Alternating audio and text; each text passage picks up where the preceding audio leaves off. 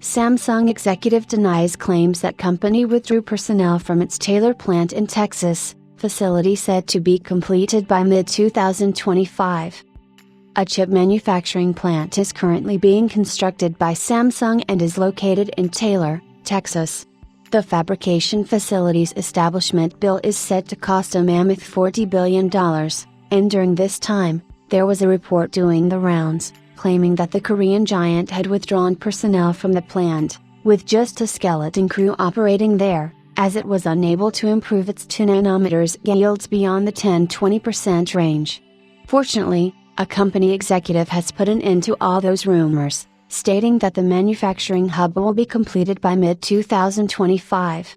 The executive also responded to the rumors claiming that workers left the Samsung plant. Dave Porter, the executive director at the Williamson County Economic Development Partnership, told the Korea Herald in a recent interview in Seoul that Samsung cycles employment locations every 2 years. The people who were previously stationed at the Taylor plant have now been relocated to South Korea, and a new group operates at the site. Porter also states that construction is progressing smoothly, with around 6,000 workers reporting at the plant daily. There was a recent story that workers left, but Samsung every 2 years recycles in other employees. So the employees there came back to Korea, and they have a new group of employees or construction workers on site.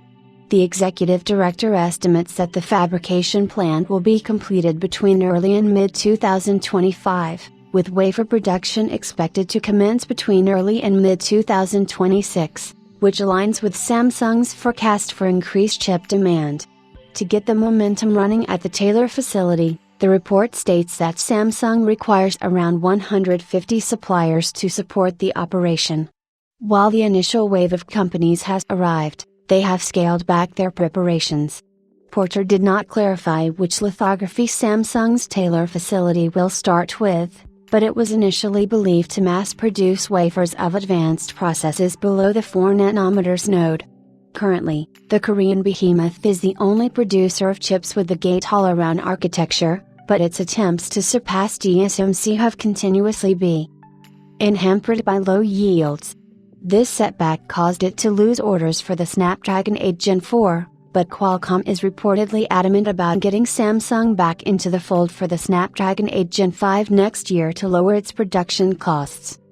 Next year's chipset could rely on a dual sourcing option from both TSMC and Samsung, with the Snapdragon 8 Gen 5 possibly getting mass-produced on the Taiwanese giant's 3 nanometers in 3P technology, while leveraging Samsung's 2 nanometers GaN node, also known as SF2.